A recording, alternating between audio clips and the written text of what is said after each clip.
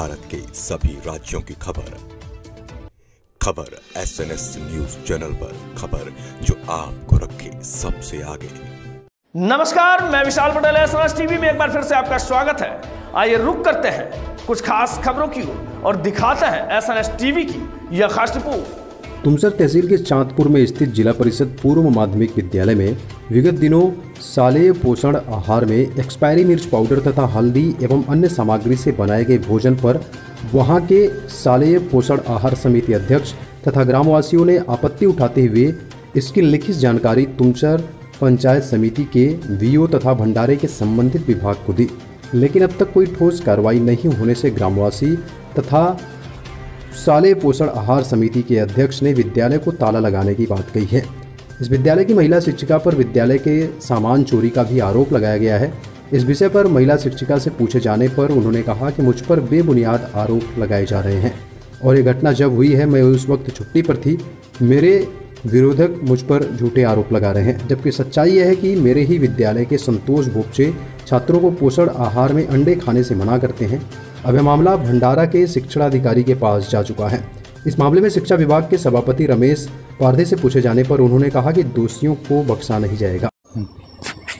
नमस्कार, मी श्री विजय चैत्रामजी तिरमारे, शाळा व्यवस्थापन समिती चांदूर येथील अध्यक्ष आहे। आमच्या शाळेतील मुख्याध्यापिका कुमारी दव्यशालिनी रामटेके यांच्या आमच्या शाळेत खूप गैरवर्तन आणि गैरव्यवहार चाललेला आहे। काही काळापासून त्या आमच्या शाळेतील मुलांचे बसण्याचे बेंचेस तसेच शाळेतील मुलांचे पोषण आहार नेलेले आहे आणि त्यांनी आमच्या शाळेतील विद्यार्थ्यांना कालबाह्य असे पोषण आहार दिलेला आहे। यांच्यावर आम्ही मॅडमला बोलले असताना त्यांनी आम्हाला आमची न ऐकता आमच्यावर काही अपशब्दांचा खूप वर्षाव केलेला आहे आणि त्यामुळे मी आमच्या पंचायत समितीचे VO साहेब तसेच जिल्हा परिषदला सुद्धा तक्रार दिलेली आहे।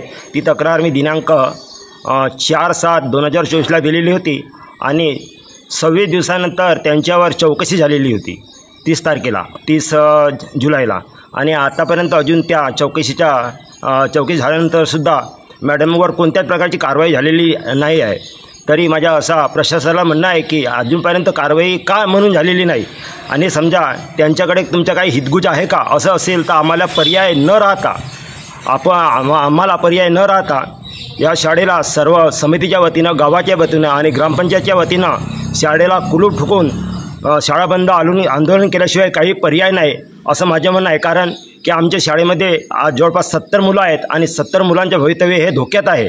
तरी आमच्या मुलांचे हे भवितव्य आम्ही धोक्यात कधी टाकणार नाही आणि मी शासनाला अशी विनंती करतो की त्यांच्यावर त्वरित कारवाई करण्यात यावी, जेणेकरून आमच्या मुलांचे भवितव्य हे चांगल्या प्रकारे इथे राहील। कारण आम्ही गरीब माणसं, आम्ही बाहेर प्रायव्हेट शाळेंनी शिकवू शकत नाही, आम्ही गरीब माणसं आपल्या शाळेतच शिकवू आणि समजा असा गैरव्यवहार त्या मॅडम इथं राहतील तर गैरव्यवहार खूप होईल आणि आमची शाळा ही टिकून राहणार नाही।